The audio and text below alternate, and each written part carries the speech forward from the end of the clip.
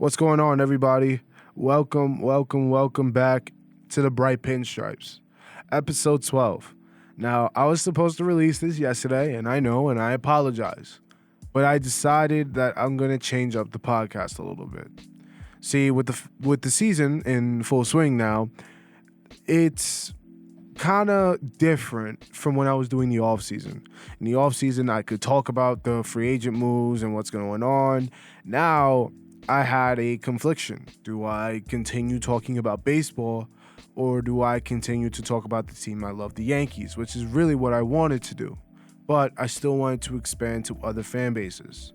So what I decided to do is that every time that the Yankees have an off day, I will upload a podcast episode, do a review of some sort. And if the Yankees don't have an off day, then I'll pick a day in the week and I will review the Yankees and where they're at right now, who's hot, who is cold, who's looking like they might get hot, and who's looking like they might go cold.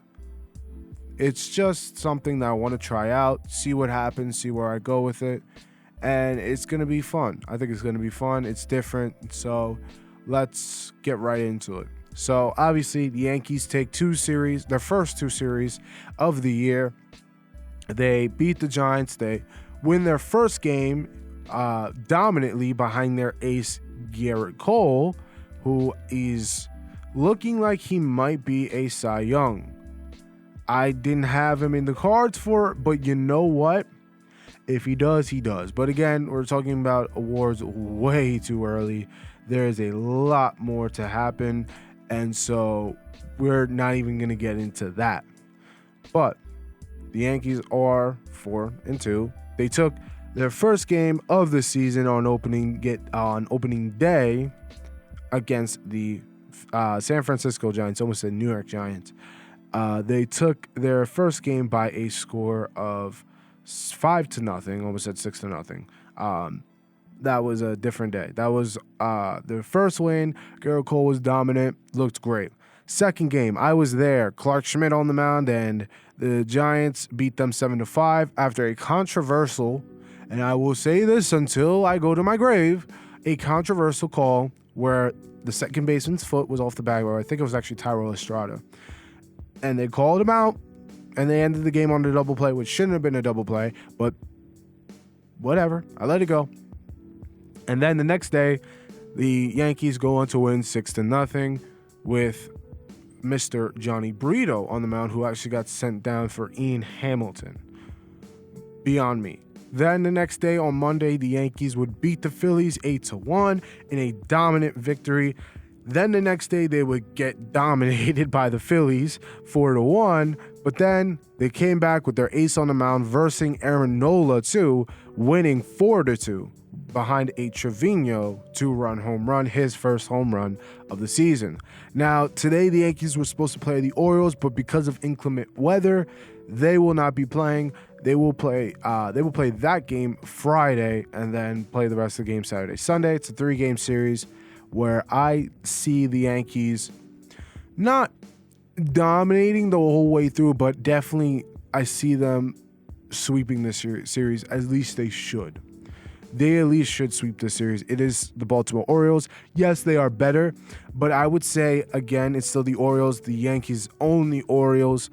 This is a series that they should take care of business, get their first sweep of the season. They are in Baltimore for this game or for this series. And then the next series, they are in Cleveland, and then they come back home for a 4-game series against the Minnesota Twins. Now, Yankees have looked really good in their wins, but they've looked really bad in their losses.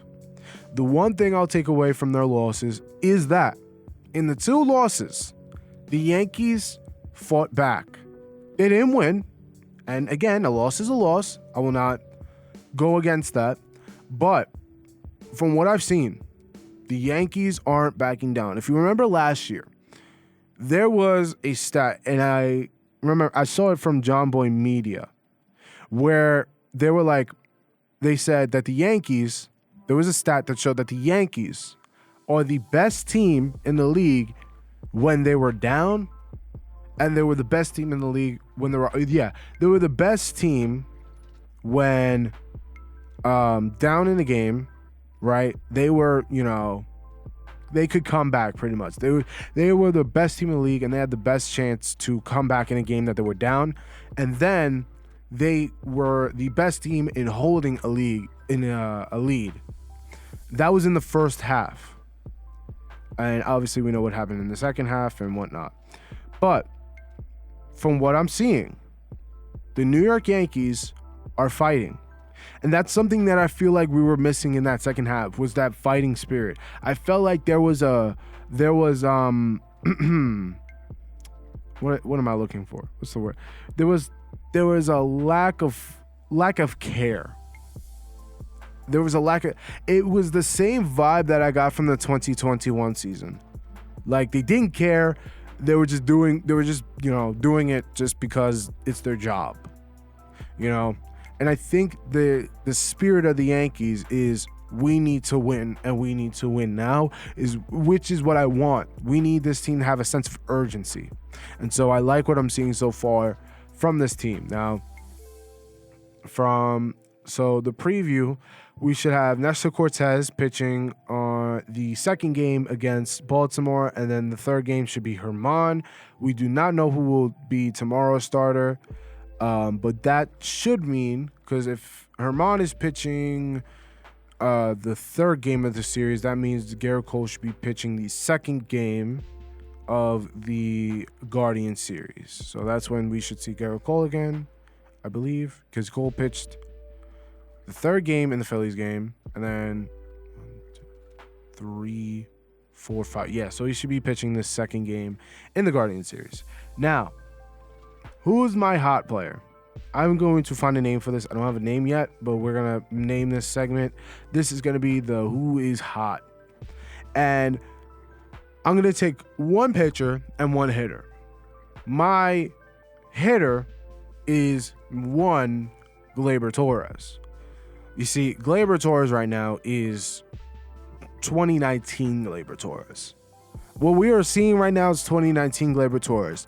Big smile, having fun. Like, this is the Gleyber Torres that when he is smiling, like when Gleyber Torres, and we all know when he has that big smile, Gleyber Torres is the best player on the planet.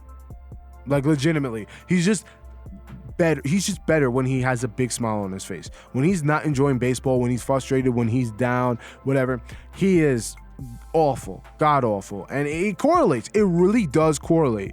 If you pay attention enough, you'll see it. It actually does correlate. When he has that big smile, that's when you know Gleyber Torres is at, like, that's his peak. That's where, like, you do not want to throw him a pitch down the middle.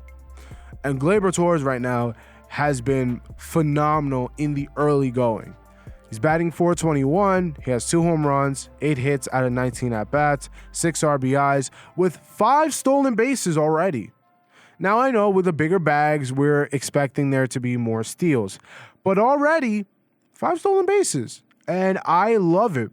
Again, we've only played 6 games. So, obviously, there is, a lot of season left. And this guy's probably not going to, have 50 bags, like 30 bags stolen, or maybe not even 20. I would expect Torres to get 20 with the pace that he's on.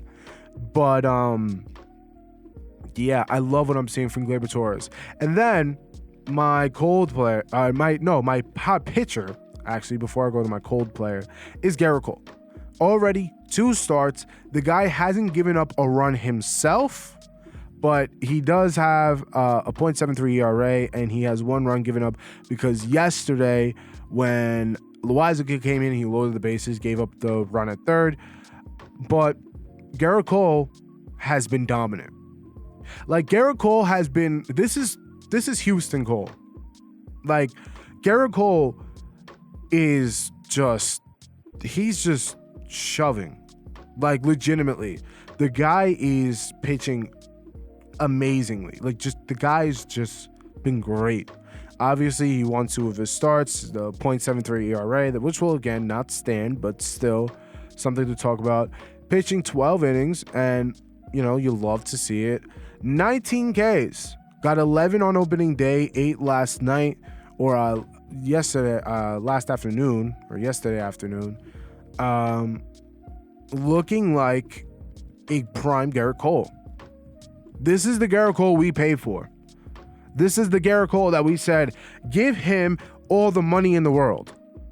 This is the Garrett Cole we wanted to see. The Garrett Cole that just goes and actually is worse in the beginning of the game than at the end of the game. The Garrett Cole that is throwing 97 in the first inning and then is throwing 100 in the seventh. Like, this is the Garrett Cole that we paid for. And Garrett Cole cut off his hair too. Like, Garrett Cole, I thought long hair Garrett Cole was like that great Garrett. No, this guy chopped off all his hair and all of a sudden became like Thanos. Like, the guy's just, he's shoving right now. And again, like I said, it's early in the season, but I am excited. Because if Garrett Cole is pitching like this, not only is he going to be the best pitcher in baseball, he is going to be arguably one of the best players in the league. Like, Garrett Cole, when he was in Houston, Garrett Cole was a top 5 MLB player because he was that dominant. There's one stat that sticks with me with Houston Garrett Cole, that the guy did not lose a game from May 27th to Game 2 of the World Series or Game 1 of the World Series. He did not lose a from May to October. That's a 5-month span. And he was just that dominant. Now, of course, no decision means that, he didn't lose a decision, which means he either got a no decision or he got the win. Of course, I understand that. And obviously the win category is now excluded in when determining how good a pitcher is. But still, that's not something that you just you push to the side. That's something you say, hey, this guy's good. This guy has it. Like, he has that it factor. And Garrett Cole right now is showing that in the early going. Now, a player that I'm concerned about, I believe it's just one. I have no concerns about the pitchers. I do not see any concern with them. I know, like, the bullpen's gonna round out. Right, Johnny Burrito's not even in the league, right, in the big leagues right now. Bullpen hasn't been awful. But when it comes to, there was one player on my mind when I was like, ooh, I'm scared. I'm a little scared. And that is, it's not Josh Donaldson, and it's not Volpe. Volpe will come around. He hasn't been in the major leagues. I'm sure he'll come around. It's actually Oswaldo Cabrera. And what scares me is the fact that he didn't look too hot in his first couple games. In the Giants series at all, he did not look hot. Right now, he only has 4 hits in 15 at-bats, so, he's batting .267. But he doesn't look that hot. Now, when it comes defensively, he hasn't made any crazy errors that cost us or whatnot. But still, he didn't look right. Swinging at pitches out of the zone, just didn't look concentrated. Like, it was a little scary. Well, especially when I went to the stadium, the guy was whiffing, like straight just whiffing. Without, like, it really looked like he just was swinging without any control whatsoever. It looked like he just wasn't swinging without any control, and it was sad to see. Because I love Cabrera. I think Cabrera is going to succeed with the Yankees. I think when I think about the Yankees winning a championship, I think a lot of people look at the 90s and like, oh, that was a super team. And when you think about it, yes, they had obviously Tino Martinez. They had guys like Tino Martinez. They had guys like Mo, Jeter, Bernie Williams. Guys that any team would have taken in a heartbeat. But the Yankees also had a lot of depth, and that wins you World Series. Everyone says pitching wins you World Series, which, yes, that is the number one thing that will win you a World Series. The second thing that wins you a World Series is not a superstar. It's not home runs. It is depth. If you have a bench where you could say, okay, this guy doesn't have it, hey, come over here. Go hit. Go field. Go like, if you have that depth, you can win a World Series. Depth is the second most important thing on a team. First is pitching. You need to have great pitching. You can't just have good pitching. You have to have great pitching. And then the second thing is depth. You need to have depth. Because if you don't, when are you going to replace your cold players? You got to, at some point, someone's going to go cold. And right now, Cabrera is cold. But I can see Cabrera as a piece to another Yankee run. I'm not saying the Yankees are going to have a crazy 1990s run. But I'm saying the Yankees could win in this decade alone. If everything goes well, the Yankees win 3 World Series in this decade. If everything goes well, and we're already in 2023. There's only 7 years left in this decade. If everything goes well, can the Yankees win 3 World Series in 7 years? I think so.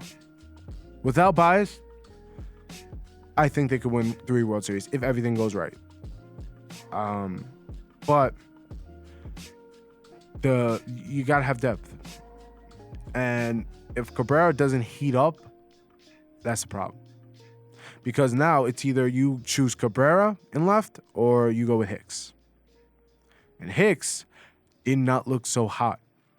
Hicks was not good whatsoever when he got the opportunity. And that's something I want to talk about. Aaron Hicks complaining. The guy's had 7 at-bats and he had no hits, right?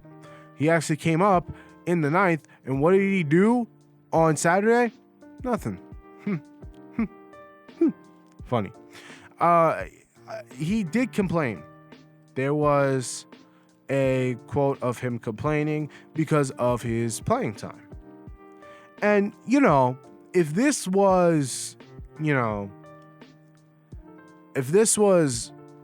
say, Gleyber Torres, I would be like, he has no right to complain. But it's Aaron Hicks. You have 0 reason to complain. 0. He's just complaining about his, playing time, which isn't, obviously you want playing time.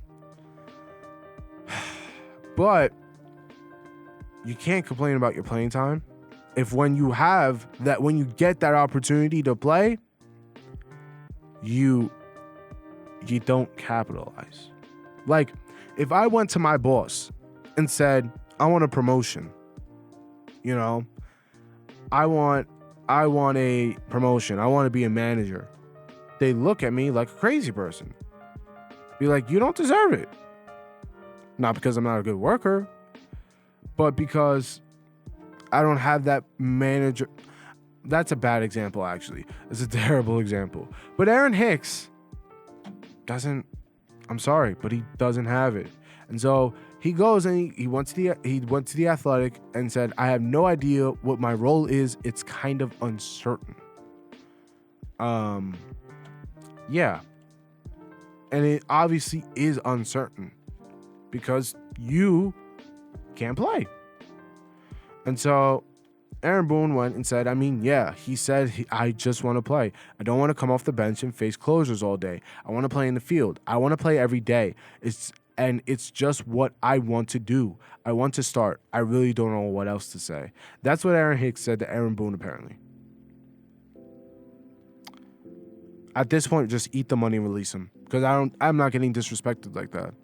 I'm not going to have you disrespect. If I'm Brian Cashman, if I'm House Steinbrenner, I'm going to say, we don't disrespect my manager. Whoever I hire there, they're making the lineup choices. And they're putting the best product out on the field. If you don't respect that, then you can't play here. Sorry, not sorry. But yeah. Look, the season's young. A lot more baseball left to play, but this is what my podcast is going to be centered around. This is what I want to do with it, and I hope that y'all are along for the ride, and I hope y'all enjoy this. Make sure to like, comment, share, and subscribe. And just I don't know what else to say. Kind of lost here. Just make sure to like, comment, share, and subscribe to everything on, from this channel, from the YouTube channel, Spotify, Instagram, TikTok, do all of that. You'll get notified when I'm uploading something or when I'm posting something or what I'm posting or whatnot. But yeah, thank y'all for listening. Thank y'all for watching. And as always, peace.